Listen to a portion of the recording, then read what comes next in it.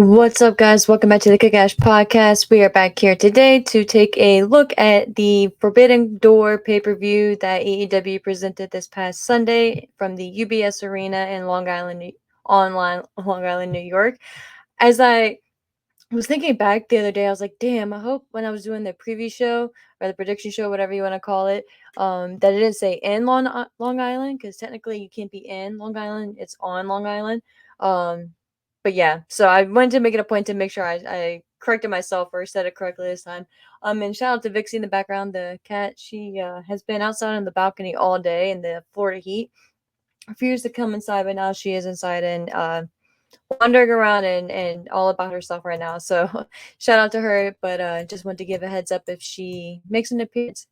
But again, thank you guys so much for checking out the show. I truly appreciate it. If you're watching here on YouTube, via Kick-Ass Podcast, feel free to subscribe, like, comment on there, whatever you want to do. Feel free to follow the show on Twitter at Kick-Ass Podcast _. You can follow me on Twitter at ASHMANNS. Yeah, but obviously you can download, listen to the show if you prefer via Apple, Spotify, all that crazy good stuff. But of course, like I said at the beginning, we're going to take a look at the AEW Forbidden Door pay-per-view. Again, I feel like I sound like a broken record, but it's, again, another one of those shows where the matches were solid. To me, this wasn't one of their better or best pay-per-views, but it again wasn't terrible. So it's kind of one of those, like, it was a good pay-per-view, but they have set the bar so high in the past that if you don't have a good or great or if you don't have a great pay-per-view, it's kind of like but with this one, I just, and again, not to be another one of those people are beating a dead horse, but the length, man, and is no, that's what she said, right? But the length of the show itself and the fact that we ended up having 15 matches total. I think there was like 4 on the pre-show alone. There was an addition of Kyle Fletcher and, God, who was it? Oh, I obviously didn't watch the pre-show because I had to have some life prior to. But God dang, who was it? Oh, Suko, that's who it was. But I just, like, what was the point? And again, I no disrespect, or I'm happy they got their time, but it's like there's just 15 matches. Like, come on. And again, like, why complain if I didn't sit down and watch it, right? But it's just the principle. It's I don't know. It's just the totality of it all.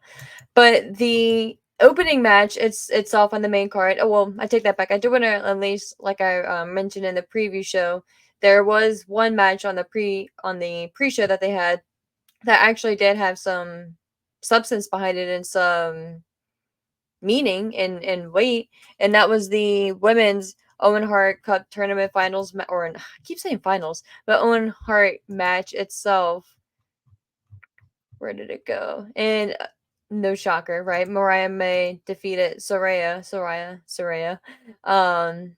to advance to the semifinals of the tournament itself.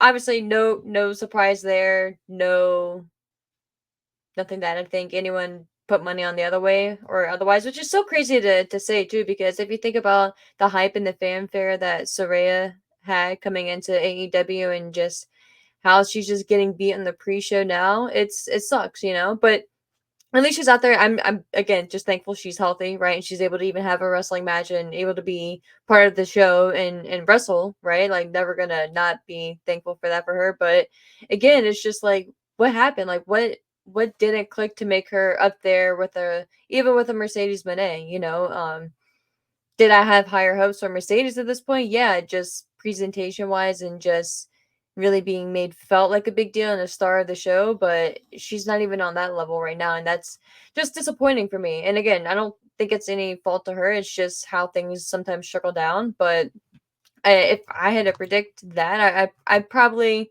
like, looking back on it, if you would ask me back then, I probably would have been maybe a little bit more surprised that she's not at least a little bit bigger deal or a bigger star in the division.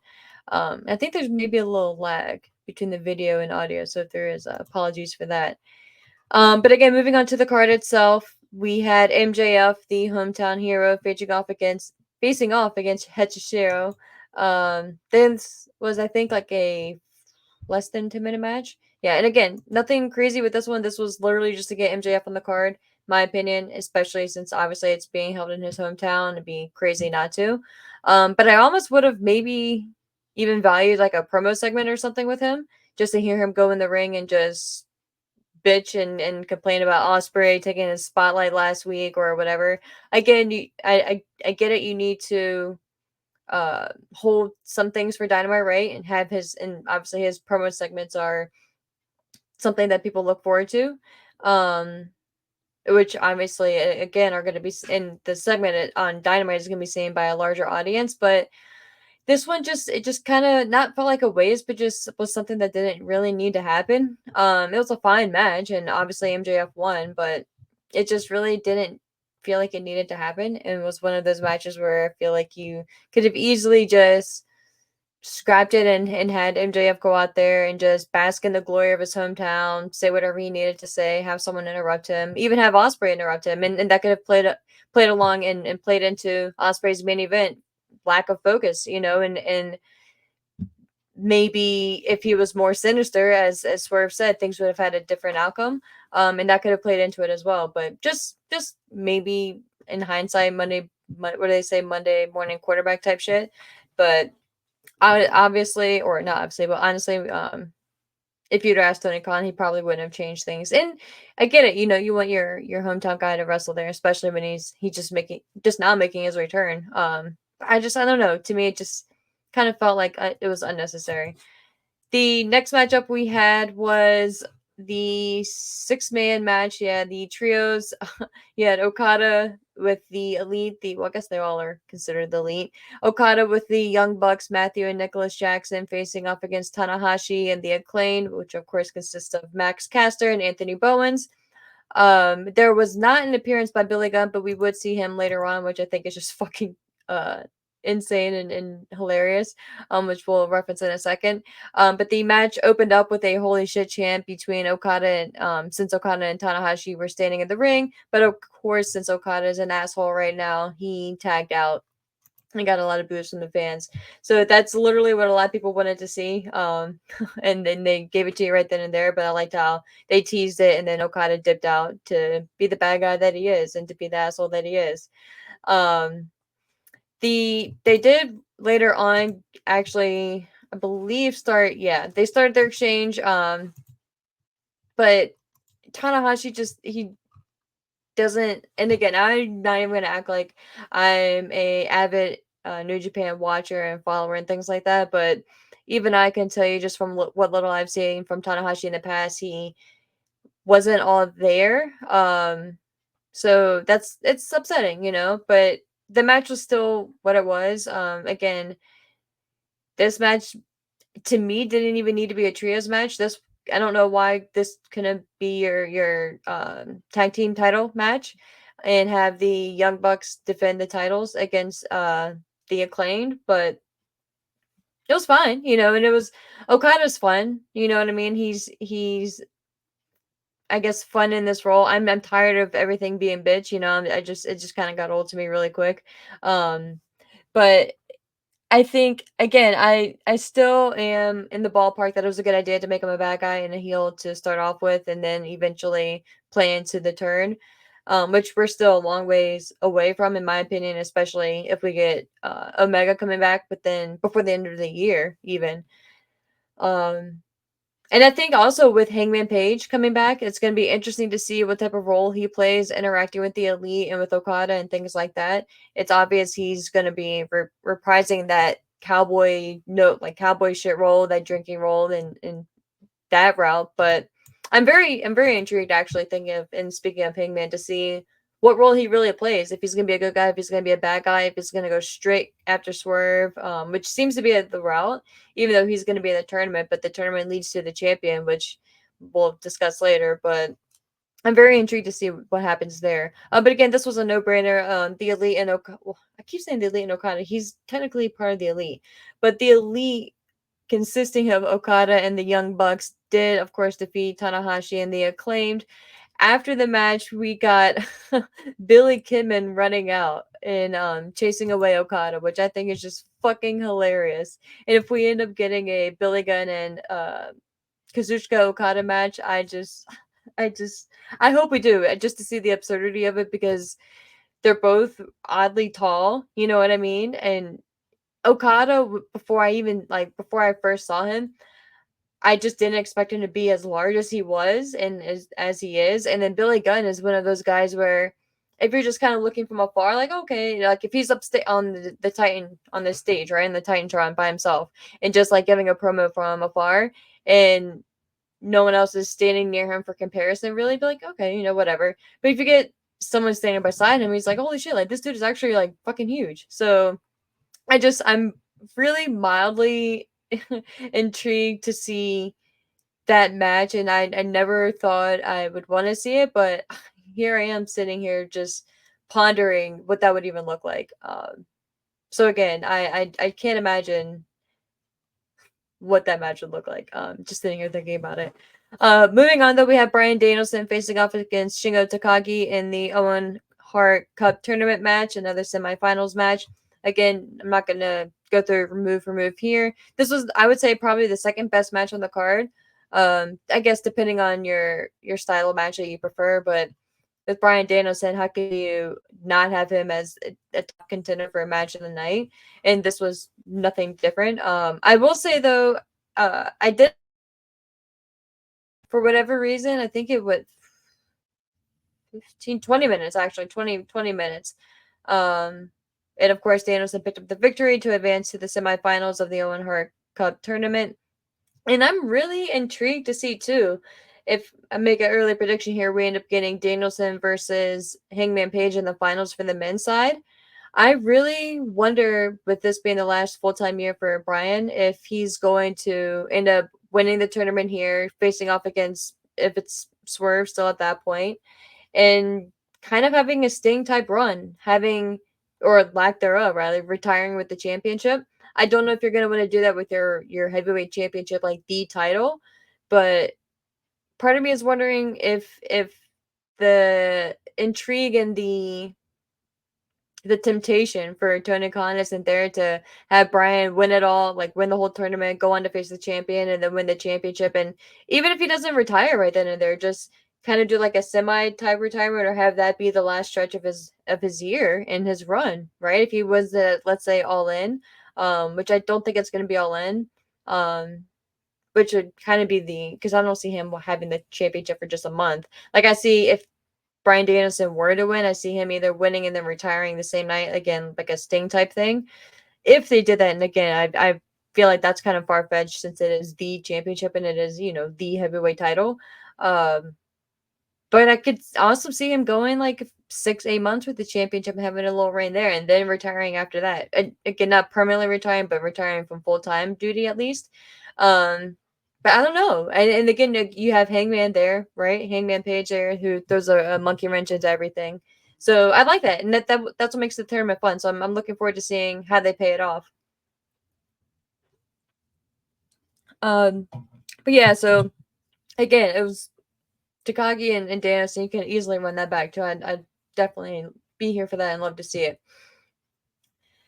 Next up, we had Toni Storm, your AEW Women's Champion, facing off against Mina Shirakawa. And again, pretty much the only thing that everyone's going to want to talk about and remember is what happened after the match. Of course, you had Toni Storm defeating Mina in a little over 11 minutes to retain the the AEW Women's Championship. After the match, Mariah May, she looked conflicted at ringside. I was kind of wondering, like, what the fuck to do. I did like at one point, at one point, for the entrances, she made her way out with both. She came out with Toni Storm, then went back and then came out with Mina, or vice versa. So I just love the little things that Mariah does. But for lack of explanation and play by play on something that doesn't need it, they all were able to put their differences aside. Toni Storm and Mina hugged and got a great response from the crowd. But then Mariah May began and brought them closer together and began a different type of reconciliation. And they did a nice little three-way kiss. So shout out to them. And of course, all the guys and everyone there lost their mind and That's again the only thing that people are going to remember from that segment there. But again, no surprise there with Tony Storm retaining. Of course, with Mariah May advancing in the tournament, it just takes us all one step closer. But next up, we had Zack Sabre Jr. facing off against Orange Cassidy, and this was probably match number 3 in my opinion. On the card, it was just great, and I love just the style of Zack Sabre Jr. and I myself need to seek out more matches and more just shows that he's been on and watch more of him because I find myself enjoying him more and more as I get more and more doses of him and more exposure to him. So I just love his style and I love the realness of his moves and how he just makes everything look like it hurt, you know? So I was just one of the things I really took away from this match with Orange Cassidy. And again, say what you want about Orange Cassidy, the character, the gimmick, and all that good stuff, but or shitty stuff, depending on your take on it. But Cassidy's the real deal, man. Cassidy can go, and I think he really put on a solid performance here. But I'm happy that Zack Sabre Jr. got the victory here. Um, and I love the submission victory too. I like that it was a different. It wasn't just like a quick roll up or anything. It was an actual solid wrestling match and a submission victory, which is not something that you see unless it's like a submission style match specifically. Um, Next up, we had the another trios match. We had Samoa Joe with Hook and Shibata facing off against Jeff Cobb and the Learning Tree, Chris Jericho with Big Bill. Right from the jump, we got a "Please retire" chant. Jericho took the mic and said he knows the fans don't really want him to retire because he's from Long Island. He was actually born there, and I think Taz even referenced something there too. Um, since yes, because McGuinness was calling the FTW title "For the World," and you obviously know it doesn't quite mean "For the World." But this was another match that the story, at least it's had a story, right? And there has been a week to week thread and build, but something that could have very easily been a dynamite match, in my opinion. However, I will say two things, two silver linings, I guess, is that one, Hook, Joe, and Shibata did win, so check number one. And Hook got the victory. He hit the Judas effect on Chris Jericho with obviously his own finisher and got the victory there. So to me, it's a win-win. Yes, it took time off of the card and or added time to the card, depending on how you look at it. That didn't necessarily need to be there, but if you're gonna do this and if you're gonna have this type of match, put Hook on there and put him in the position to win. So and I like and again, not just win, but to the psychology behind it with having him hit Jericho with the Judas effect. So I think that was well told there. Next up, we had the crazy ladder match for the vacant TNT Championship, which included Takeshita facing off against Mark Briscoe, Jack Perry, Dante Martin, Leo Rush, and El Phantasmo. Again, definitely not going through move for move here. No surprise as your victor being Jack Perry for the vacant TNT Championship. Of course, what we all presume, and which is kind of confirmed here, was that the plan was to have Jack Perry win the championship from Adam Copeland to begin with, right? We all know Adam Copeland is going to be out for a while, and things had to kind of take a little detour, a little route, or another reroute there. But again, I am not a fan of the whole elite takeover invasion type thing and lack thereof. To me, it just still doesn't make sense. Um, but I will say that I like this new version of Jack Perry, and I think it has a lot of potential. And I think you needed him to have his own championship, as you know, as crazy and as hypocritical as it sounds. But the TNT championship does mean something, and it does have story, and it does have lineage to it.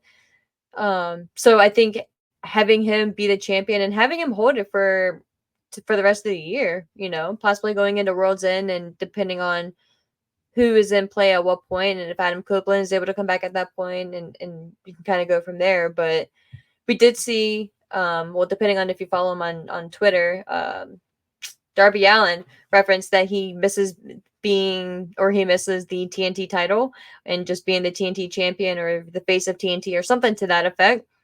So I think that'd be a very fun feud, and it would make sense, right? Essentially, the face of AEW versus the Elite, you know. So I think that'd be a very cool route to go and very logical and check a lot of boxes. So that would, I don't know if they're going to go right to that because Darby Allin still is kind of healing up a bit, but I think that would be something maybe midterm, maybe 3-4 months from now to look towards. If not his Jack Perry's first immediate feud, then maybe a feud right after it. But yeah, again, it was a solid ladder match, nothing kind of what you would expect with the obvious outcome, in my opinion.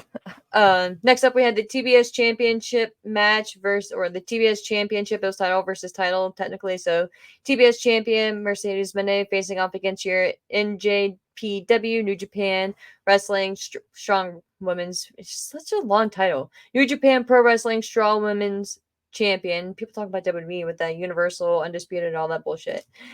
Champion Stephanie Vaquer facing off against, again, in a title versus title match. This was solid, and I think Stephanie Vaquer, no disrespect to Mercedes, but I think she actually shined in this match, and I'd love to see her come back, and maybe they can run this back or just get more involved here in the States, because I think I'd be very surprised if within the next 2 years or so, if depending on her contract status, that she doesn't get scooped up by either AEW, a TNA, or even a WWE for NXT, or having her even go straight to the, I don't know if they would take her straight to the main roster, but definitely she could kick ass in NXT and make her way to the main roster in short time. But she just has something else. And again, I would actually kind of vote for her to go to AEW if she was able to, if she was going to pick a US based promotion. But I think she really shined here, and I think she really held her own, and the match was very fluid. And there were some moments, right, but it was very fluid and just very sound. And it looked like two people who have been out there and wrestling each other for a while and that knew each other. And obviously, I'm pretty sure they haven't. So yeah, just shout out to them, and of course, Mercedes Moné, definitely held her own as well because it takes two to tango, right? But no surprise with the victor here. Mercedes defeated Stephanie Vaquer, which is why I hope maybe they can run it back. But if you stuck around for the aftermath, you know that it's not going to be an immediate rematch because we got the return of Dr. Britt Baker, DMD. She pretty much just came out there. Her entrance music played. She hit her pyro, did her little walk halfway down the ramp, and then like the little spin, and then went back. But she was a star, bro. She got such a big reaction, and she felt like a big deal. And I'm very excited to see her and Moné and see what they can really bring out of each other too. Because I don't think it's gonna be a one-off feud between them. The next matchup I honestly didn't see. My connection was a little wonky for the Moxley and Naito match, but we did have a new a title change and a new champion crowned, that being Naito. Again, no surprise there for me, but I do need to go back and see if I can find that match. But from what I read, some people were not pleased with the match, so I'm not really too pressed. But I do kind of want to see what people were referring to, though. But next up, we got rapper Jim Jones, which shout out Jim Jones. It's crazy that when that song came out, that was my basketball team's walkout song. That ballin' song back in the day, which is just fucking crazy, and I'm dating myself, but man, good times. But that was the setup for the main event. He, of course, was introducing our champion Swerve Strickland, facing off against the international champion Will Osprey. And again, some people are calling this the match of the year. I'm not gonna put it that high up there, but fucking definitely top 10. Swerve is just on a different level, man. Swerve is out there just showing not only did he deserve to be the champion, he earned the right to be the champion, and he earned the right to maintain the championship and to hold that title for, again, I don't know why this is a running theme, but possibly the end of the year to me. I don't see a reason to even take the title off of him going into All In, as crazy as that sounds. Again, now we'll see what the stories lead up to it, and how they look, but Swerve just hit on a different level, and I love the story that played in this match too, with Will Ospreay questioning himself and not really being, again, as sadistic as Swerve questioned if he could and would be for the championship, and he didn't. There was a couple moments where Ospreay had the opportunity to really pull the trigger and confirm and solidify a victory, and he didn't. when he was out there kind of fucking around with Nana with I think it was a screwdriver, and questioning if he should attack him or not, and then he kind of like snapped out of that sadistic version of himself and what could be. He went into the ring and just got clamored by Swerve that had set up the Swerve stomp. Again, it wasn't the victory there and the pinfall there, which I think it should have been. But I think the victory in the 3 count came shortly after that. So yes, we still got a little bit of chicanery, right, from other characters and Don Callis, which Don Callis, I don't think it was necessary. I think you could have just left that alone. But I think that it gives just enough doubt for like, okay, if Osprey was 100% focused, would the outcome have been different? However, it doesn't take away from the fact that Swerve had a definitive victory against Osprey, and it wasn't like he hit a chair shot and then his finishing move type thing. He won the match and he solidified himself as champion. And again, I'm going into All In, not even thinking that Swerve needs to lose there. Again, we still have some time. I think a little over a month, maybe 2 months. Yeah, I think it's towards the end of August, if I'm not mistaken. All In is, but so we obviously have a lot of time to build a story and to see who's actually going to be facing off against Swerve and to go from there.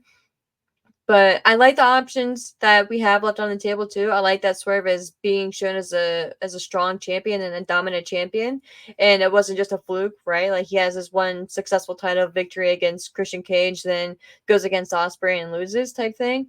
I like that he's the man, and I like that it wasn't just some fluke victory either. I like that he proved his point and that he's really on a different level. And we all know what type of competitor Osprey is, right? So the fact that it made sense too, and it wasn't like, oh, Osprey was like slowing down or anything. Like, no, like it's Swerve is that dude, man. Swerve, and if there's any doubt, like I think he put any questions to doubt on Sunday after Forbidden Door. So with that being said, I like too that we already have a next focus point for Osprey as well, which is kind of interesting because now kind of looking at the lay of the land, I wonder if we're even going to get back to our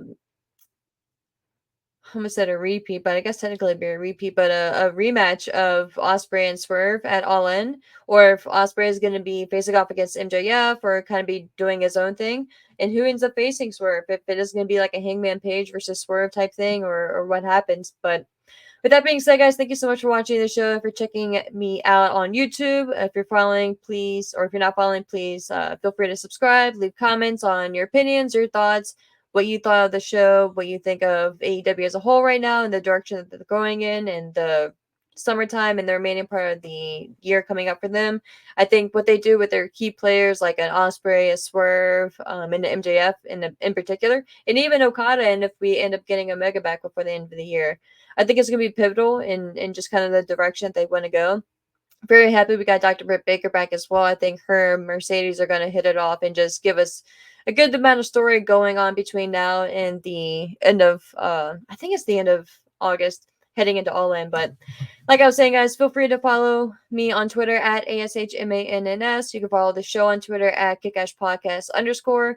And yeah, feel free to check us out on YouTube as well at @KickAshPodcast_. But until next time, guys, thank you so much. Be safe and enjoy some wrestling.